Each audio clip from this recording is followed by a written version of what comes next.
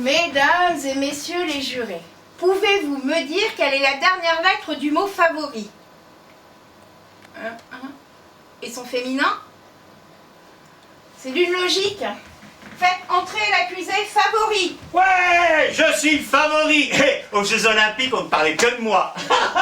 Vous pouvez m'expliquer pourquoi vous avez renoncé à votre thé que votre conjointe vous donnait à bras-le-corps? Ah oui, oh ben oui. Mais en fait, favorite, c'est parce que François Ier était hétérosexuel. Ah, je sens, on va réveiller vos curiosités.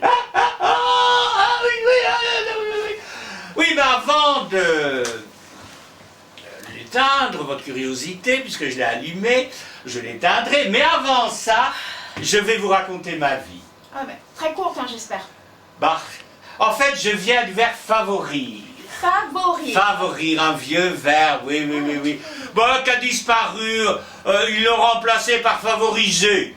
Oui, parce qu'ils trouvent que les verbes du premier groupe, c'est plus facile à conjuguer. De fainéant, Mais attendez là, vous allez quand même pas leur reprocher de vouloir se simplifier la vie, hein? Ben non, parce que sinon on passe au tribunal, oui, je sais, oui. Enfin, en tout cas, favorir se conjuguait comme finir. Ça faisait j'ai favori, tu favoris, il favorise, nous favorisons, vous favorisez. Eh, stop. Vous n'allez pas non plus nous déclamer tout le Becherel, hein? Ah non, mais le Becherel n'a rien à voir là-dedans. Le Becherel, c'est le 19e siècle. Non, favorir avait disparu bien avant que le Becherel n'égaye nos soirées étudiantiles. Je vous en prie, allez au fait, s'il vous plaît. Ben, au passé, c'était j'ai favori. Exactement comme j'ai fini. Et d'ailleurs, quand vous écrivez j'ai fini, mettez pas de T. Eh ben, j'ai favori, il n'y avait pas de T. Et de ce participe passé, on a fait un nom. D'où mon favori. C'est assez fréquent, ça, vous savez, oui. De quoi? Ben, de faire un nom à partir d'un participe, oui. Par exemple, je suis mort. Ben, il y a la mort, vous voyez. Ah ben, je vous en prie, vous en avez de ces exemples aussi. Oh, on ne choisit pas. Hein, c'est pas au fait, s'il vous plaît. Oui, alors, pourquoi le féminin est favoriteux? Ben oui, j'aimerais bien le savoir. Pourquoi vous n'avez pas de T et pourquoi le féminin est favoriteux? Eh bien, le féminin est favoriteux, justement à cause de François Ier, parce qu'il était hétérosexuel. Bon, faut être honnête, hein. À l'époque de François Ier, la mode était à l'Italie.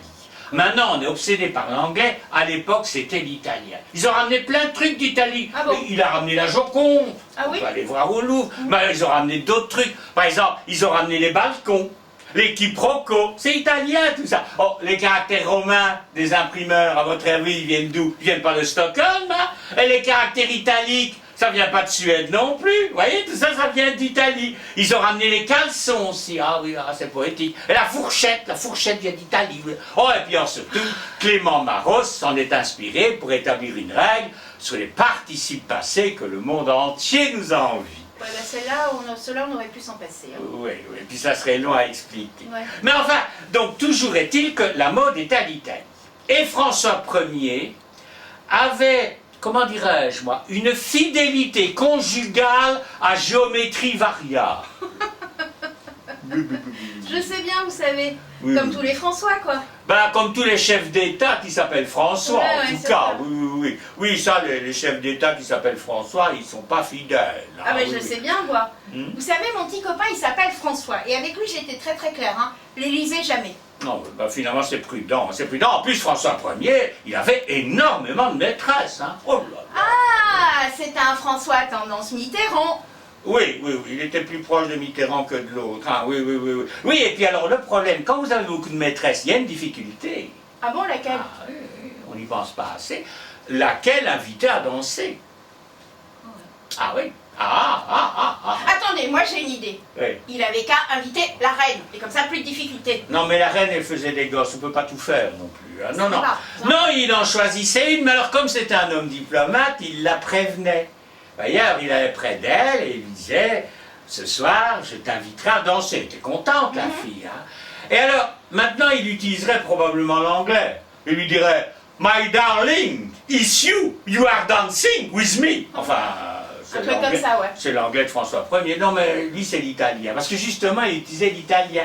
Il a préféré en italien, à l'époque, ça se disait favorita. Alors il disait, toi, tu seras ma favorita. Et on se battait pour être la favorita du roi. Voyez? Et alors ce favorita est devenu favorite.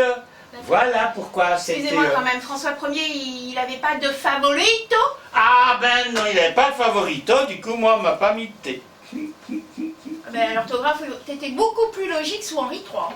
Oui, ça c'est peut-être vraiment... Enfin, c'est pas de ma faute. Non, mais par contre, vous me fatiguez, sortez. Bon, on peut me jamais assister. Sortez!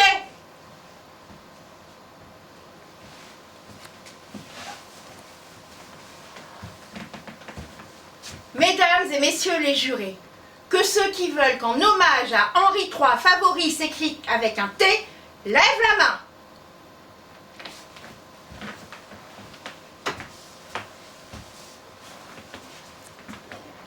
Justice est faite.